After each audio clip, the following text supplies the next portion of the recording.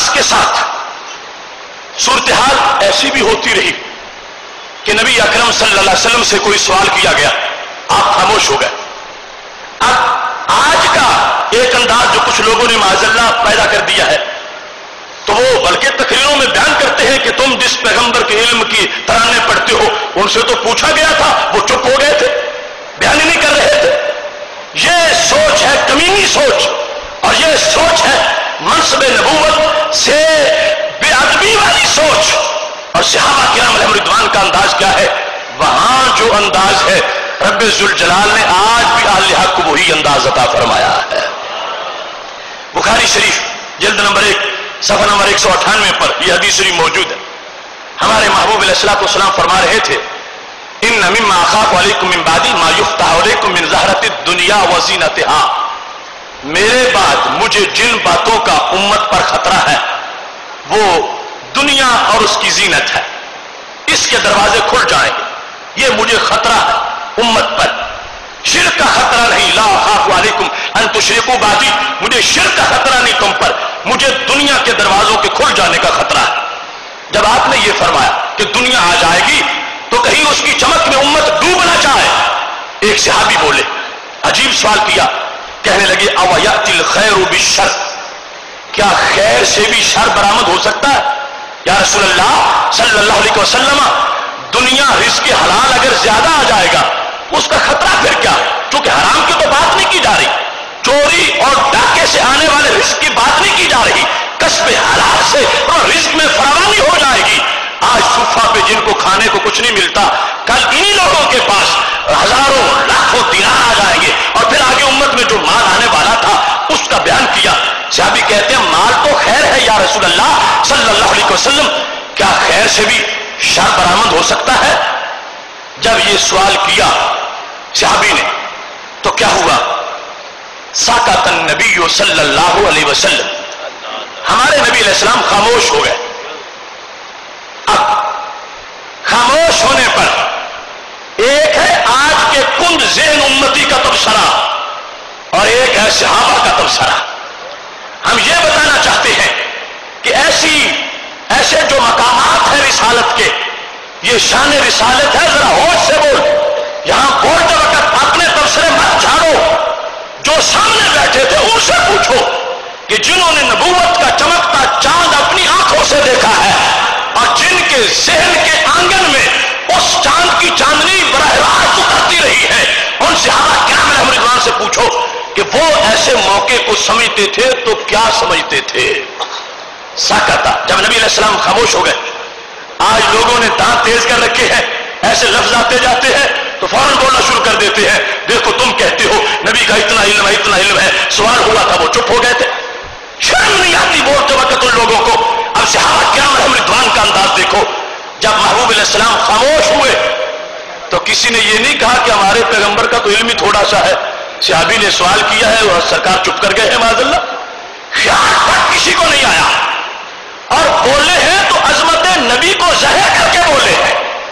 یعنی چپ ہونے کو انہوں نے یہ نہیں سمجھا کہ معاذ اللہ کوئی جواب دینے میں پرابلم واقع ہو رہا ہے۔ جب محبوب علیہ السلام چپ ہوئے تو صحابہ کرام علیہم رضوان نے اس سائل کو جھاڑا، قیل لہ ما شانک تکلم النبی صلی اللہ علیہ وسلم ولا یکلمک، صحابہ نے اس سے جھگڑنا شروع کر دیا کہ تم کیسے ہو،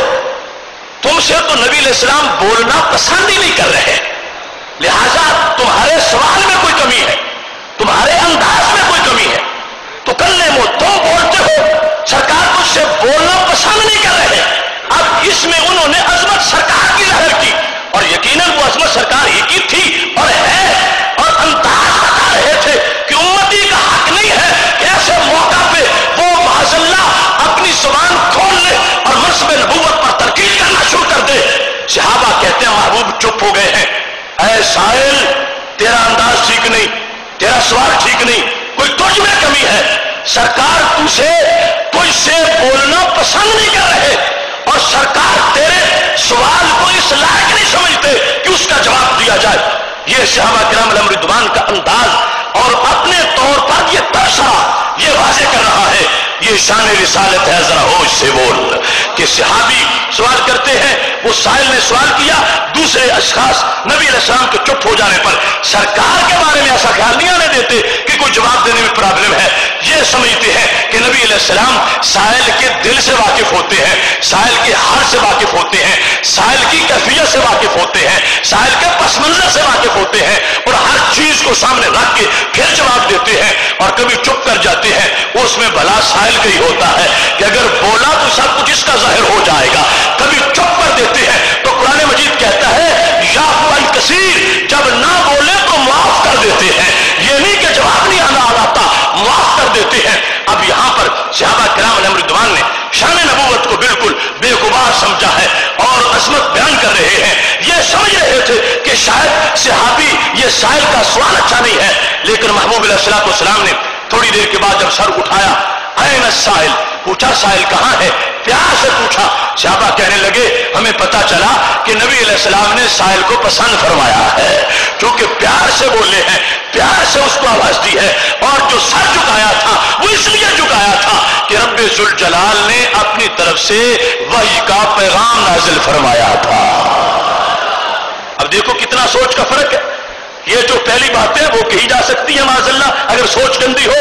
کہ نہیں جواب میں کوئی پرابلم تھا، یہ تھا وہ تھا، یا علم تولنے ناپنے کی باتیں ہو، مگر صحابہ کرام علیہم رضوان کا انداز کتنا خوبصورت ہے کہ یہ کہتے ہیں کہ شاید یہ سائل جو ہے اس کے سوال کے اندر کوئی کمی باقی رہ گئی ہے، نبی علیہ السلام پسند نہیں کر رہے اس کا جواب دینا۔ تو یہ ہے مقام ایک امتی کا، اور یہ ہے حق امتی پر کہ ایسے مقامات جس وقت آتے ہیں یقیناً ان میں کوئی عظمت موجود ہوتی ہے، ان میں کوئی مرتبہ موجود ہوتا ہے، یہ تھوڑی بات تو نہیں کہ آج سے اتنا ڈائریکٹ رابطہ ہو، ادھر سائل سوال کر رہا ہو، ادھر جبریل سدرا سے نیچے آ رہے ہو، یہ تو کمال ہے محبوب علیہ السلام کا، یہ تو شان ہے ان کی۔ لہذا صحابہ کرام علیہ رضوان یہ طریقہ سکھا رہے ہیں کہ منصب نبوت، سیرت النبی علیہ السلام کو پڑھتے وقت اور محبوب علیہ السلام کے بارے میں بولتے وقت انداز وہ ہونا چاہیے جو انداز رب ذوالجلال نے صحابہ کرام علیہ رضوان کو عطا فرمایا ہے۔